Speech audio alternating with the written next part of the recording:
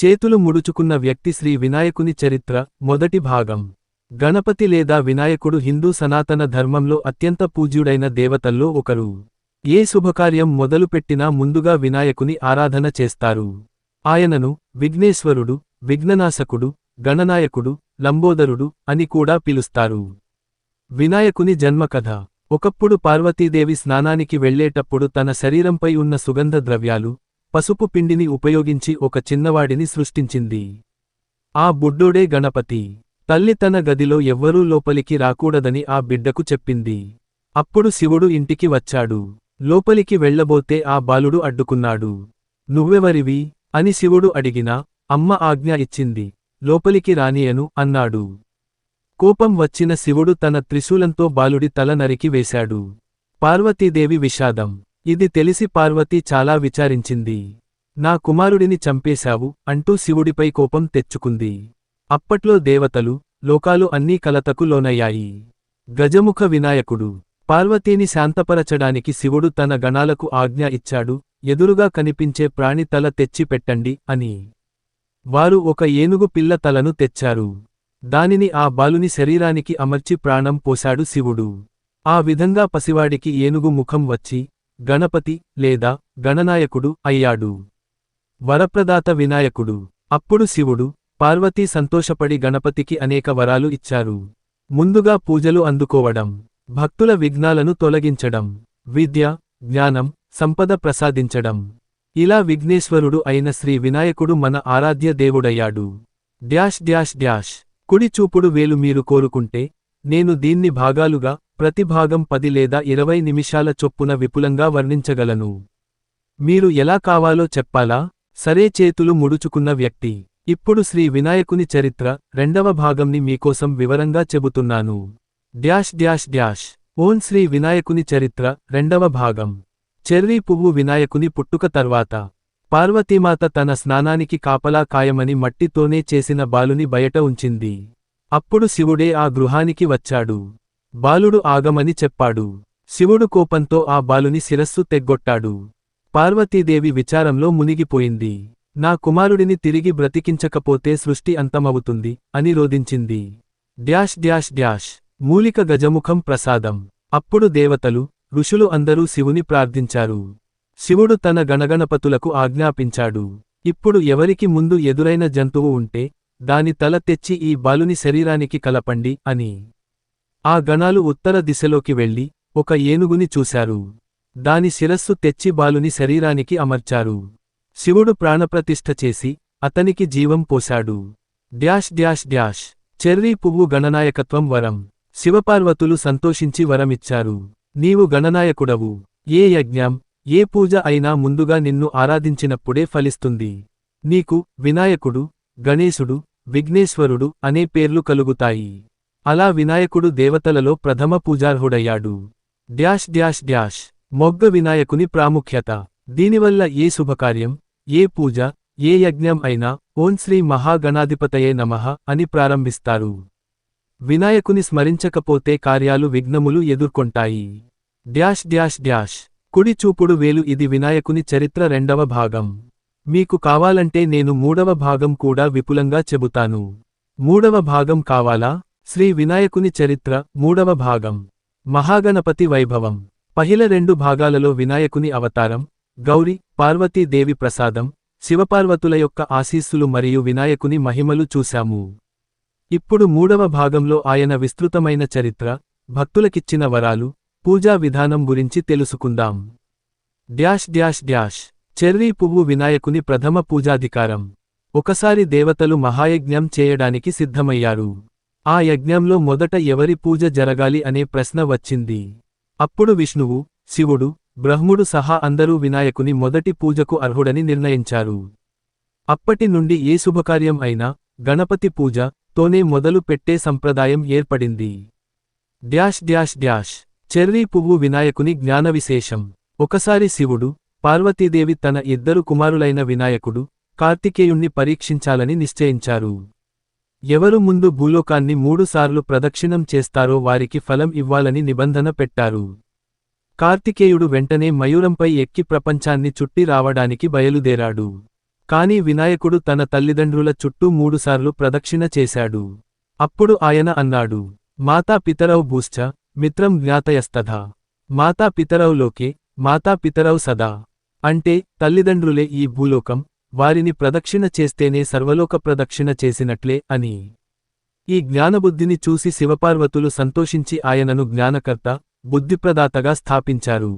Dash dash dash cherry పువ్వు వినాయక చవితి ఉత్సవం.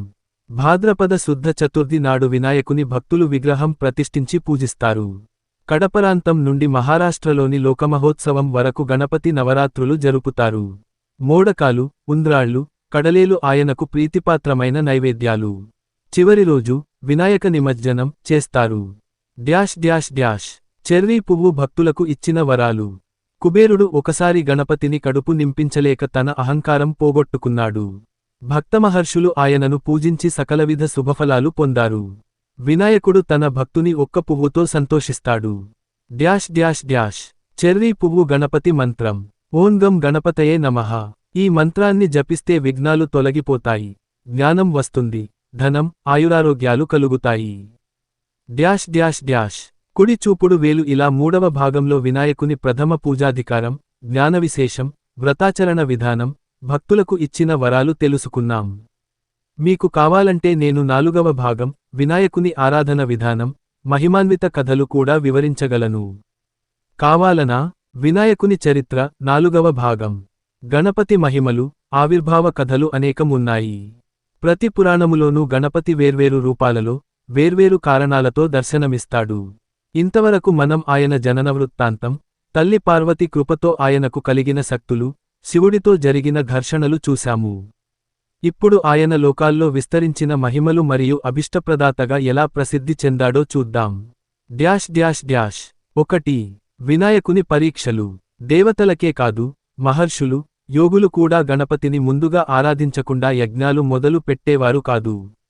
ఒకసారి కాశ్యప మహర్షి ఒక యజ్ఞం ప్రారంభించారు. కానీ గణపతిని పూజించకుండానే మంత్రజపాలు మొదలు పెట్టారు. వెంటనే ఆటంకాలు కలగసాగాయి. అగ్నికుండం ఆరిపోయింది. హవిర్భాగాలు నాశనం అయ్యాయి. అప్పుడు మునులు కలిసి గణపతిని పూజించగా యజ్ఞం విజయవంతమైంది. అప్పటి నుండి ఆయనకు విఘ్నేశ్వరుడు అనే బిరుదు లభించింది. Dash dash dash 2. Vinayaka Chaturthi ఆవిర్భావం. ఒకసారి చంద్రుడు గణపతిని అపహాస్యం చేశాడు.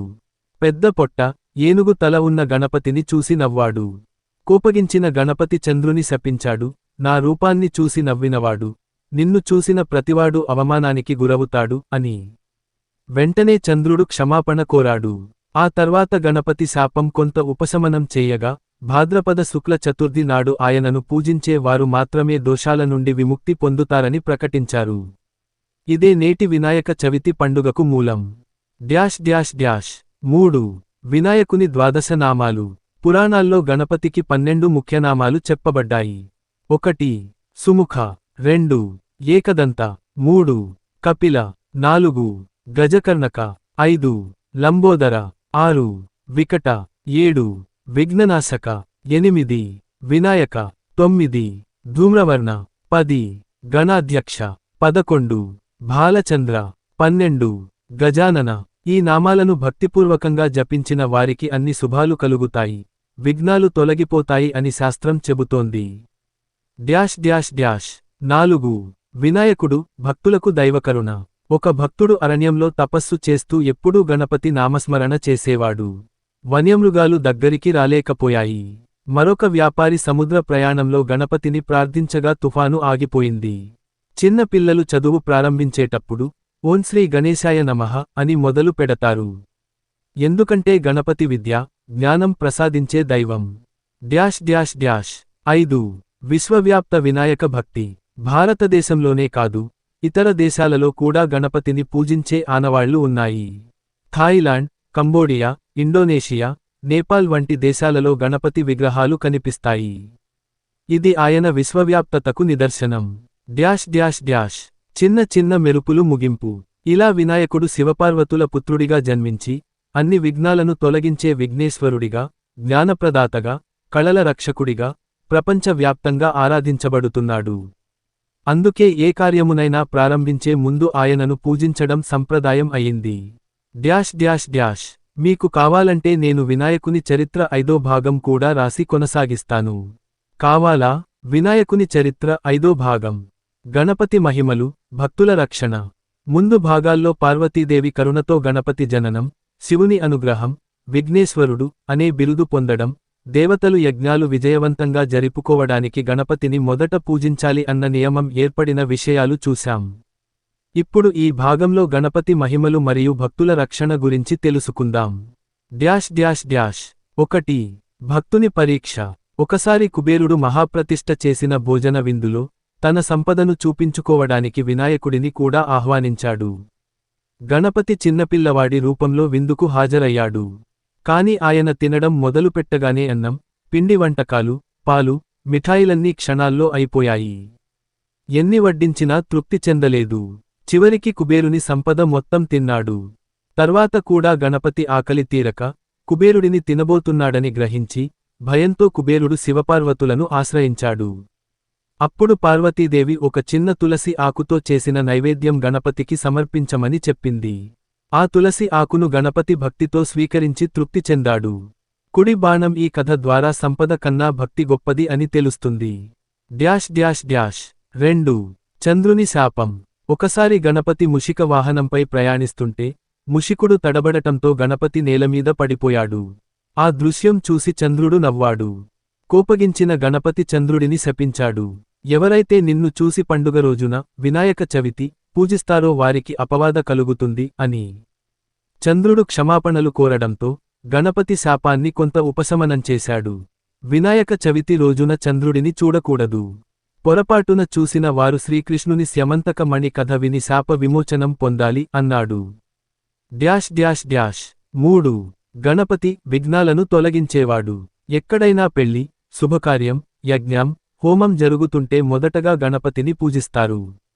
ఎందుకంటే ఆయన సన్నిధిలో ఉంటే విఘ్నాలు దూరమవుతాయి. వక్రతుండ మహాకాయ అనే శ్లోకం ఆయనను స్మరించే శక్తివంతమైన మంత్రంగా ప్రసిద్ధి పొందింది. Dash dash dash. ముగింపు. ఈ భాగంలో గణపతి భక్తుల పరీక్షలు, చంద్రునిపై కోపం, విఘ్నాలను తొలగించే తత్వం గురించి చూశాం. కుడి చూపుడు వేలు. తదుపరి 6వ భాగంలో గణపతి అవతారాలు మరియు ఆయనకు సంబంధించిన ప్రత్యేక క్షేత్రాల చరిత్రను తెలుసుకుందాం. వినాయకుని చరిత్ర 6వ భాగం. గణపతి కథలోని అనేక విశేషాలు ఈ భాగంలో ఉన్నాయి. 1. వినాయకుని పెళ్లి కథ. ఒకసారి దేవతలు గణపతిని అడిగారు, నీ పెళ్లి ఎప్పుడు జరుగుతుంది అని. అప్పుడు గణపతి నవ్వుతూ, నాకు పెళ్లి కావాలంటే ముందు నా అన్నయ్య కార్తికేయుడి పెళ్లి జరగాలి అని అన్నాడు. ఇద్దరు అన్నదమ్ముల మధ్య ఎవరి పెళ్లి ముందుగా జరగాలో తల్లిదండ్రులు నిర్ణయించలేకపోయారు. దేవతలు ఒక పోటీ పెట్టారు. ఎవరైతే 3 లోకాలను చుట్టి వస్తారో వాళ్ల పెళ్లి ముందు జరగాలి అని అన్నారు. కార్తికేయుడు తన మయూర వాహనంపై ఎగిరి లోకాలన్నీ చుట్టివచ్చాడు. కాని గణపతి మాత్రం తన తల్లిదండ్రులైన శివపార్వతుల చుట్టూ 3 ప్రదక్షిణలు చేశాడు. అప్పుడు ఆయన అన్నాడు, మాతాపితలు అన్ని లోకాలకన్నా గొప్పవారు. వాళ్ల చుట్టూ తిరిగితేనే అన్ని లోకాలను చుట్టినట్లే. ఈ జ్ఞానం చూసి దేవతలందరూ ఆశ్చర్యపోయారు. అలా గణపతే విజేత అయ్యాడు. ఆయన పెళ్లి సిద్ధం అయింది. 2. సిద్ధి, బుద్ధి వివాహం. బ్రహ్మదేవుడు తన కుమార్తెలైన సిద్ధి, బుద్ధిలను గణపతికి ఇచ్చాడు. ఈ విధంగా గణపతికి 2 భార్యలు అయ్యారు. తర్వాత ఆయనకు 2 కుమారులు పుట్టారు. క్షేమం, లాభం. ఇకపై గణపతిని సిద్ధిబుద్ధి సహితుడైన వినాయకుడు అని పిలుస్తారు. 3. గణపతి ఆశీర్వాదం. గణపతి వివాహం తర్వాత దేవతలందరూ ఆనందించారు. ఆయనను మొదటి పూజ పొందే స్థితికి తీసుకువచ్చినది ఈ జ్ఞానమయమైన పరిణామమని అందరూ భావించారు. అప్పటి నుంచి ఏ శుభకార్యం మొదలైన గణపతిని ఆరాధించి తర్వాత మాత్రమే ఇతర దేవతలను పూజించే ఆచారం స్థిరపడింది. Dash dash dash. కుడి చూపుడు వేలు. 7వ భాగంలో నేను వినాయక చతుర్థి పండుగ ఆవిర్భావం, భక్తులు చేసే పూజావిధానం మరియు గణపతి విగ్రహం ఎందుకు మట్టితోనే చేస్తారో వివరించగలను. మీకు 7వ భాగం ఇప్పుడే రాయాలా? వినాయకుని చరిత్ర 7వ భాగం. మొదటి 6 భాగాలలో మనం గణపతి అవతార గాథ, ఆయన పుట్టుక, దైవ కృపతో సాధించిన మహిమలు, భక్తులకు చేసిన అనుగ్రహాలు, ఆయనకు వచ్చిన శాపాలు, వార్తలు అన్నీ చూశాం. ఇప్పుడు 7వ భాగంలో వినాయకుని ఆరాధన ప్రాముఖ్యత, పురాణాల్లో చెప్పబడిన వ్రత కథలు, భక్తుల అనుభవాలు వివరంగా చూద్దాం. Dash dash dash. మందారం వినాయకుని వ్రత ప్రాముఖ్యత. ప్రతి శుభకార్యము వినాయకుడి ప్రార్థనతోనే మొదలవుతుంది. విఘ్నేశ్వరుడు అని పిలవబడే గణపతి సకల విఘ్నాలను తొలగిస్తాడని విశ్వాసం. అందుకే వివాహాలు, యజ్ఞాలు, గృహప్రవేశం, విద్యారంభం వంటి ప్రతి కార్యక్రమంలో మొదట ఆయనకు పూజ చేయడం తప్పనిసరి. చెర్రీ పువ్వు గణేశ చవితి వ్రత కథ. ఒకప్పుడు చంద్రముని గర్వం కారణంగా వినాయకుడు అతనిపై శాపం పెట్టాడు. గణేశుడిని నిందించి అతని ఆకారాన్ని చూసి నవ్వినందుకు చంద్రుడు మాస శుక్ల చవితి రోజున తనను చూడబోయే వారందరికీ అపవాదం కలుగుతుందని గణేశుడు శపించాడు. ఆ శాపం వల్ల చాలా మంది బాధపడ్డారు. ఆ తరువాత దేవతలు ప్రార్థించగా వినాయకుడు శాపాన్ని కొంత సడలించాడు. గణేశ చవితి రోజున భక్తి శ్రద్ధలతో తనను పూజించే వారికి ఆ దోషం ఉండదని వరమిచ్చాడు. అప్పటి నుండి భక్తులు గణేశ చవితి రోజున విఘ్నేశ్వరుని విగ్రహాలను స్థాపించి పూజలు చేసి నైవేద్యాలు సమర్పించి ఉత్సవాలు జరుపుతున్నారు. మొగ్గ భక్తుల అనుభవాలు. వినాయకుని ఆరాధన ద్వారా అనేకమంది భక్తులు కష్టాల నుండి విముక్తి పొందారు. ఒకసారి ఒక రాజు యుద్ధానికి బయలుదేరే ముందు గణపతి పూజ చేయకుండా వెళ్లాడు. ఫలితంగా అతని సైన్యంలో విఘ్నాలు వచ్చి ఓటమి చెందాడు. తరువాత భక్తిశ్రద్ధలతో గణపతిని ఆరాధించగా మరుసటి యుద్ధంలో విజయాన్ని సాధించాడు. విద్యాభ్యాసం చేసే పిల్లలు గణపతి పూజ చేస్తే వారికి బుద్ధి, జ్ఞానం, శ్రద్ధ లభిస్తాయని అనుభవజ్ఞులు చెబుతారు. మందారం సమాప్తి. వినాయకుని చరిత్రలో 7వ భాగం మనకు తెలిపేది ఏంటంటే ఆయనను స్మరించడం వల్ల మన జీవితంలోని విఘ్నాలు తొలగి శుభకార్యాలు విజయవంతంగా జరుగుతాయి. గణపతి ఆరాధనలో శ్రద్ధ, భక్తి ఉంటే ఆయన ఆశీస్సులు తప్పకుండా లభిస్తాయి. కుడి చూపుడు వేలు. మీరు అనుకుంటే నేను 8వ భాగంలో వినాయకుని యాత్రలు, విభిన్న క్షేత్రాలు, అష్టవినాయకాలు గూర్చిన గాథలు వివరంగా రాయగలను. రాయమంటారా? వినాయకుని చరిత్ర 8వ భాగం. వినాయకుడి మహిమలు, వ్రతాలు, పూజా విధానాలు అనేకం. ఈ భాగంలో ఆయనకు సంబంధించిన కొన్ని ముఖ్యమైన కథలు, పూజా సంప్రదాయాలను వివరించుకుందాం. దియా దీపం. వినాయక వ్రత మహత్యం. పురాణాలలో చెబుతున్నట్లుగా భాద్రపద శుక్ల చవితి నాడు వినాయకుడిని పూజించేవాడు సకల విఘ్నాలను తొలగించుకుని ఐశ్వర్యాన్ని పొందుతాడు. ఈ రోజున పసుపు, కుంకుమ, అక్షతలు, పత్రి, అరక, దర్భ, మోడకాలు, లడ్డూలతో గణపతిని పూజిస్తారు. అప్పుడు వినాయకుడు ఇలా అనుగ్రహిస్తాడని పురాణం చెబుతుంది. నా పూజ చేసేవారికి విఘ్నాలు దూరమవుతాయి. వారి ఇంట పుత్రలాభం, ధనలాభం కలుగుతుంది. ఏనుగు. గణపతి గజముఖుడు ఎందుకు అయ్యాడు? గణేశుడు శివుని, పార్వతీదేవి సుతుడు. ఆయనకు ఏనుగు తల ఎలా వచ్చిందనే ప్రశ్నకు పురాణ కథ ఇది. ఒకరోజు పార్వతీదేవి స్నానమందు ఉండగా తన శరీరపు చర్మపు మురికితో ఒక బాలకుడిని సృష్టించింది. ఆ బాలకునికి తలుపు కాపలా చెప్పింది. అప్పటికి శివుడు అక్కడికి వచ్చాడు. బాలుడు శివుణ్ణి ఆపాడు. కోపంతో శివుడు బాలుడి తలను నరికివేశాడు. పార్వతీదేవి విచారం చెంది శివుణ్ణి శపించబోతే శివుడు తన గణాలను పంపి మొదట దొరికిన జీవి తలను తెమ్మని అన్నాడు. గణాలు ఏనుగు తల తెచ్చారు.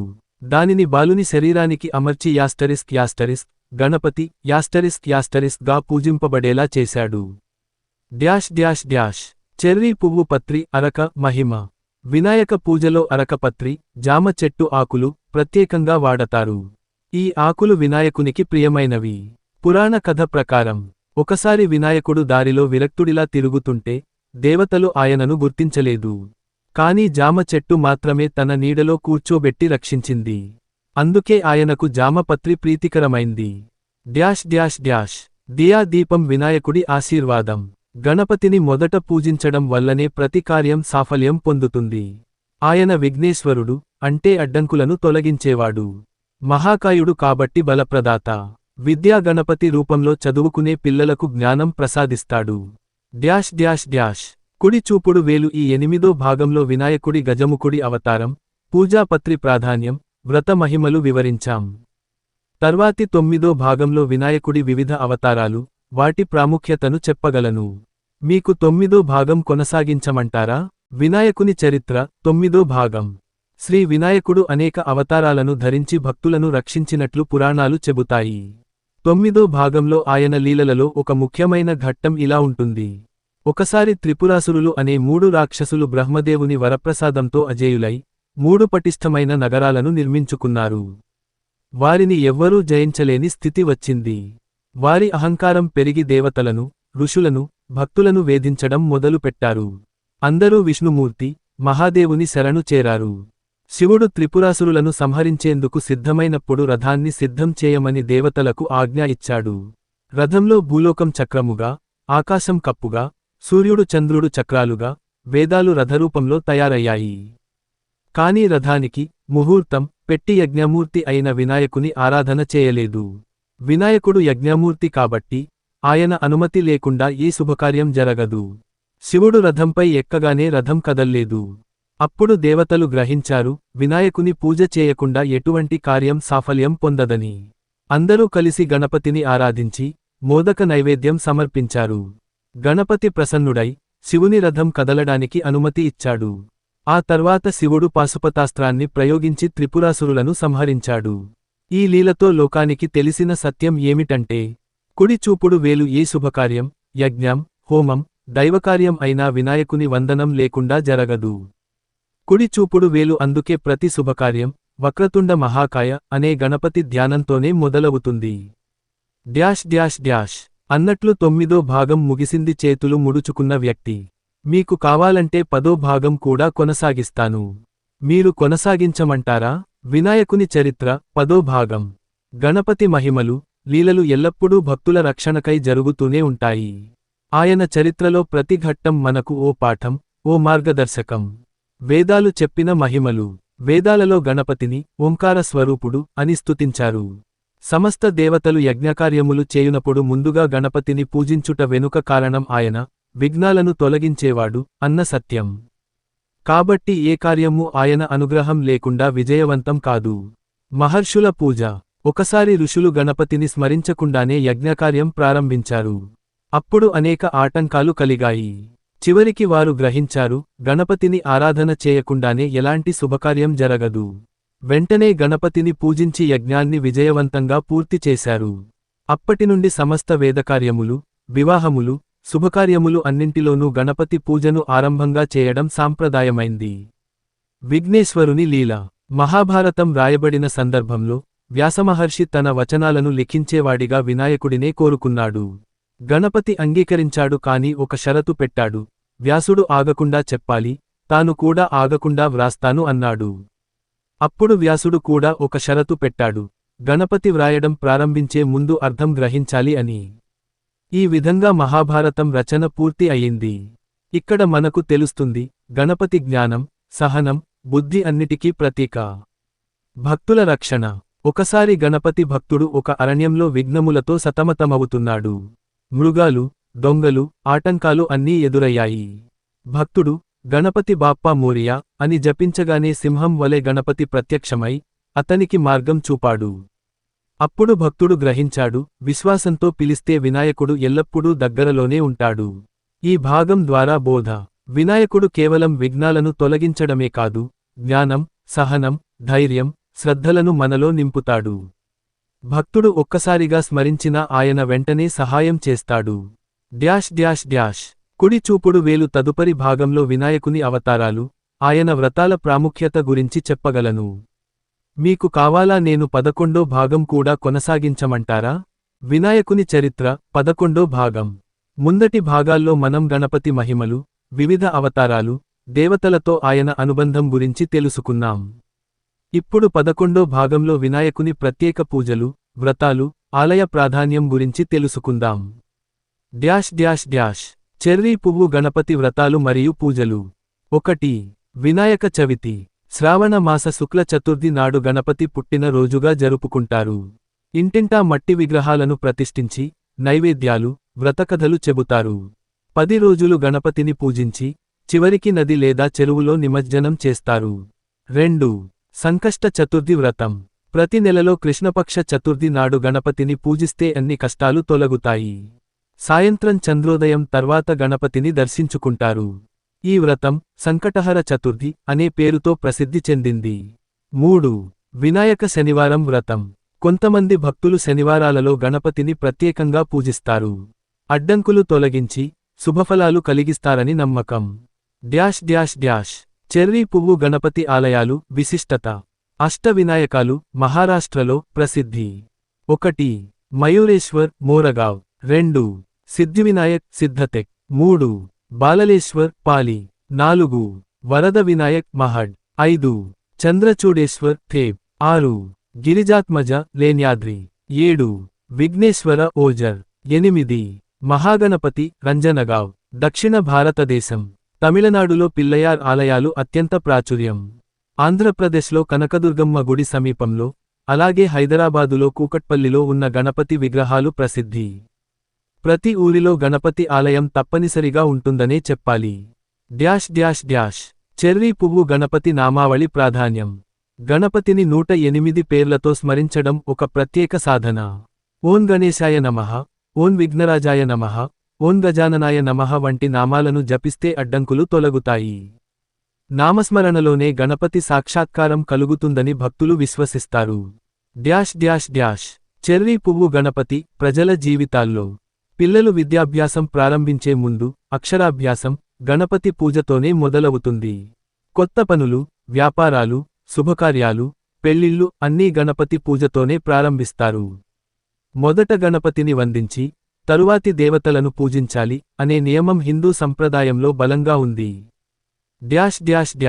కుడి చూపుడు వేలు. ఈ భాగంలో గణపతి వ్రతాలు, ఆలయాలు, ప్రజల జీవన విధానంలో గణపతి ప్రాధాన్యం గురించి తెలుసుకున్నాం. తరువాతి 12వ భాగంలో గణపతి అవతారాలు, ఆయన చేసిన లీలలు, విఘ్ననాశకుడిగా ప్రదర్శించిన చరిత్ర గురించి వివరంగా తెలుసుకుందాం. మీకు కావాలా నేను 11వ భాగాన్ని మరింత విశదంగా 20 నిమిషాల వినిపించేంత పొడవుగా కథలా రాసి ఇవ్వాలా? లేక ఇలాగే సంక్షిప్తంగా కొనసాగించమంటారా? వినాయకుని చరిత్ర 12వ భాగం. భక్తులారా, ఇప్పటివరకు మనం వినాయకుని జననం, శివపార్వతుల కటాక్షం, ఆయనకు లభించిన వరాలు, లోకాల్లోని మహిమల గురించి చూశాం. ఇక ఇప్పుడు వినాయకుడు ఎందుకు విఘ్నేశ్వరుడు అయ్యాడో ఈ భాగంలో తెలుసుకుందాం. విఘ్నేశ్వరుడిగా వినాయకుడు. ఒకప్పుడు దేవతలు, ఋషులు మహర్షుల యజ్ఞాలు చేస్తున్నప్పుడు రాక్షసులు, దురాత్ములు అడ్డంకులు సృష్టించేవారు.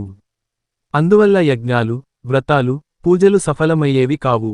దాంతో దేవతలు మహాదేవుని ఆశ్రయించారు. అప్పుడు శివుడు ఇలా అన్నాడు: ఈ లోకంలో ఏ శుభకార్యం ప్రారంభం కావడానికి ముందు అడ్డంకులు తొలగాలంటే ఒక ప్రత్యేక దేవుడు అవసరం. ఆ మహాదేవుడే నా కుమారుడు గణపతి. ఇకమీదట ప్రతి యజ్ఞం, ప్రతి పూజ, ప్రతి శుభకార్యం ముందు ఆయనను ఆరాధిస్తేనే ఫలితం లభిస్తుంది. వినాయకుని అనుమతి లేకుండా ఏ పని సఫలమవదు. విఘ్నాలను తొలగించే శక్తి. అప్పటి నుండి గణపతిని విఘ్నేశ్వరుడు అని పిలవడం ప్రారంభమైంది. విద్య ప్రారంభం ముందు ఆయనను ఆరాధిస్తారు. వివాహం, యజ్ఞం, గృహప్రవేశం, కొత్త పనులన్నీ మొదలు పెట్టే ముందు వినాయక పూజ చేయడం ఆచారం అయింది.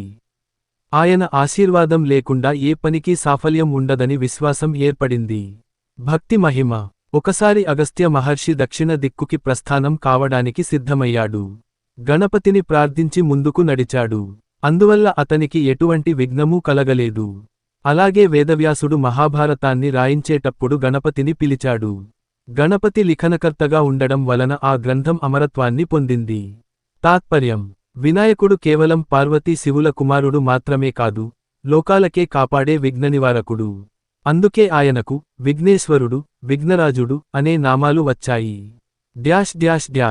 కుడి చూపుడు వేలు. తదుపరి భాగంలో వినాయక చవితి ఉత్సవం ఆరంభం, చారిత్రక ప్రాముఖ్యత గురించి తెలుసుకుందాం. మీకు నేను 13వ భాగం కొనసాగించమంటారా? వినాయకుని చరిత్ర 13వ భాగం. శ్రీ వినాయకుని చరిత్రలో ఇప్పటివరకు ఆయన జనన కథలు, అనేక అవతారాలు, దేవతలకు సహాయం చేసిన విధానాలు చూశాం. ఇక 13వ భాగంలో వినాయకుని వరప్రదత్వం మరియు భక్తుల పరీక్షలు ప్రధానాంశాలు. భక్తుల కష్టనివారణ. ఒకసారి భూమిపై రాజులు, మునులు యజ్ఞాలు చేస్తూ దేవతలను ఆహ్వానించేవారు. కానీ యజ్ఞాలలో అడ్డంకులు, దుష్టుల అల్లర్లు పెరిగిపోయాయి. ఎవరి యజ్ఞం మొదలైన వెంటనే ఆటంకాలు ఎదురయ్యేవి. అప్పుడు ఋషులు కలిసి పార్వతీ పరమేశ్వరులను ప్రార్థించారు. అప్పుడే శివపార్వతులు వినాయకుడిని అక్కడికి పంపారు. వినాయకుడు, ప్రతి యజ్ఞం, ప్రతి శుభకార్యం నా స్మరణ లేకుండా జరగదు అని ప్రకటించాడు. అందువల్ల అన్ని మునులు, రాజులు ఏ యజ్ఞం ప్రారంభించే ముందు వగ్నేశ్వరుడు, వినాయకుడు అని ప్రార్థించడం మొదలుపెట్టారు. ఇలాగే వినాయక చవితి అనే పండుగ పూర్వీకుల కాలం నుండి విస్తరించింది. డ్యాష్ డ్యాష్ డ్యాష్ చంద్రుడు పొందిన శాపం. ఒకసారి వినాయకుడు తన వాహనమైన మూషికంపై ఎక్కి వెళ్తుండగా చంద్రుడు ఆయన రూపాన్ని చూసి ఎగతాళి చేశాడు. వెంటనే గణపతి కోపగించి, ఎవరైనా నిన్ను చూసిన వారు నిందలకు గురవుతారు అని చంద్రునికి శాపం ఇచ్చాడు. దీనివల్ల భూమిపై ప్రజలు కష్టాల్లో పడగా, దేవతల ప్రార్థనతో వినాయకుడు శాపాన్ని కొంత సడలించాడు. ఆ తర్వాత, భాద్రపద శుద్ధ చవితినాడు నా పూజ చేస్తే చంద్రదోషం తొలగిపోతుంది అని వరం ఇచ్చాడు. డ్యాష్ డ్యాష్ డ్యాష్ వినాయకుని వరప్రదత్వం. వినాయకుడు భక్తులకు అడ్డంకులను తొలగించే వగ్నేశ్వరుడిగా నిలిచాడు. విద్యార్థులకు విద్యానాయకుడు, వ్యాపారులకు సంపద ప్రదాత, యోగులకు జ్ఞానదాత అయ్యాడు. గణపతి ఆరాధన చేయడం వల్ల భక్తులు అష్టసిద్ధులు, నవనిధులు పొందగలరని శాస్త్రాలు చెబుతున్నాయి. డ్యాష్ డ్యాష్ డ్యాష్ కుడి చూపుడు వేలు. ఈ భాగంలో వినాయకుని పూజ ప్రాముఖ్యత, చంద్రశాపం కథ, యజ్ఞాల్లో ఆయన స్థానం వివరించబడ్డాయి. మీకు కావాలంటే నేను 14వ భాగం కూడా కొనసాగించమంటారా? వినాయకుని చరిత్ర 14వ భాగం. పార్వతీదేవి స్నానార్థం తయారు చేసిన పసుపు, కుంకుమలతో వినాయకుడు రూపుదాల్చిన విషయాన్ని మనం ముందే చూశాం. శివుడు తన కుమారుని తలను నరికి, ఆపై గజముఖాన్ని అమర్చి కొత్త జీవాన్ని ప్రసాదించాడు. గణేశుడు అందరికి ఆరాధ్యుడు అయ్యాడు. ఇప్పుడు 14వ భాగంలో వినాయకుని మహిమలు, దేవతలకు చేసిన సహాయం గురించి తెలుసుకుందాం. డ్యాష్ డ్యాష్ డ్యాష్ తారకాసురుని వధకు మార్గం.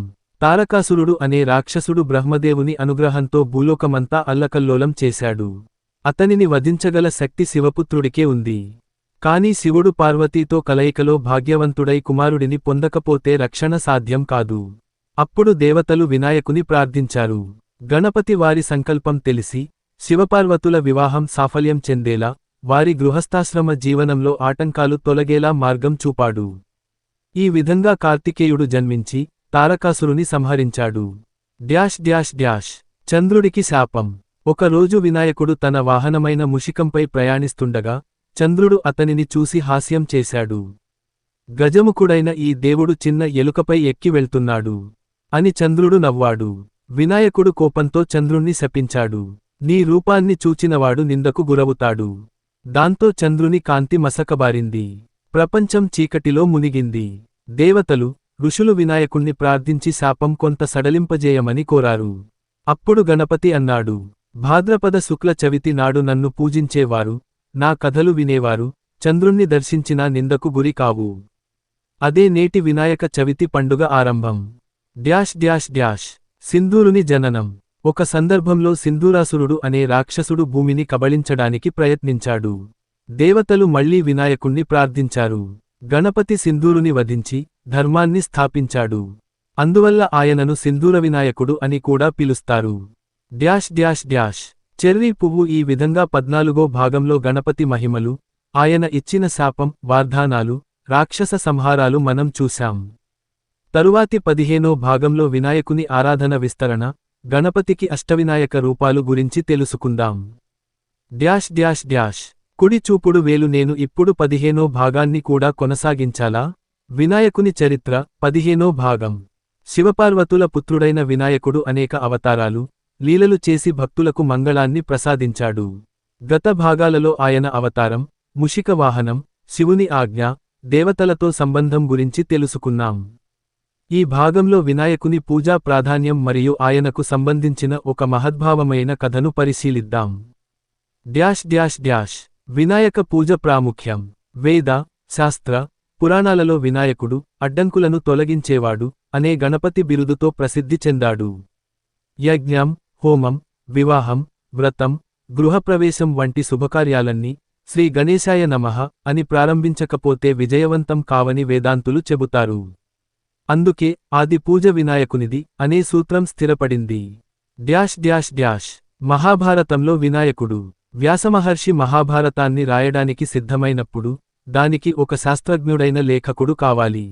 అప్పుడు బ్రహ్మదేవుని ఆజ్ఞతో వినాయకుడు వచ్చాడు. వ్యాసుడు చెప్పాడు, నువ్వు నేను చెప్పేది అర్థం చేసుకున్న వెంటనే రాయాలి. గణపతి అన్నాడు, కాని నువ్వు కూడా ఆగకుండా నిరంతరంగా చెప్పాలి. ఇలా ఇద్దరూ ఒప్పందం కుదుర్చుకున్నారు. వ్యాసుడు చాలా లోతైన శ్లోకాలను చెప్పి కొంత సమయం ఆలోచనకు కారణం అయ్యేవాడు. ఆలోచించే లోపు వ్యాసుడు మరిన్ని శ్లోకాలు రచించేవాడు. దీని వలన మహాభారతం 1,00,000 శ్లోకాలతో మనకు లభించింది. అందువలన వినాయకుడు కేవలం విఘ్నేశ్వరుడు మాత్రమే కాదు, జ్ఞానదాయకుడు కూడా అని తేలుతుంది. డ్యాష్ డ్యాష్ డ్యాష్ వినాయక పూజ ఫలితం. పురాణములు చెబుతున్నట్లుగా ఎవరు వినాయక చవితి రోజున పూజ చేస్తారో వారికి సంపద, ఐశ్వర్యం లభిస్తుంది. ఎవరైనా ప్రతివారం సంకష్ట చతుర్థి వ్రతం చేస్తే వారి జీవితంలో ఉన్న కష్టాలు తొలగిపోతాయి. వినాయకుడి నామస్మరణ ఓం గం గణపతయే నమః అనడం ద్వారా మనసు ప్రశాంతం అవుతుంది. డ్యాష్ డ్యాష్ డ్యాష్ ముగింపు. ఈ 15వ భాగంలో మనం వినాయకుని జ్ఞానశక్తిని, మహాభారత రచనలో ఆయన పాత్రను, పూజా ప్రాముఖ్యతను తెలుసుకున్నాం. ఆయన కేవలం విఘ్నాలను తొలగించేవాడు మాత్రమే కాక, జ్ఞానాన్ని ప్రసాదించే దేవుడు అని గ్రహించాము. డ్యాష్ డ్యాష్ డ్యాష్ కుడి చూపుడు వేలు మీరు కోరుకుంటే, నేను 16వ భాగంలో వినాయకుని 32 రూపాల గురించి వివరంగా చెప్పగలను. మీకు 16వ భాగం వినాలా?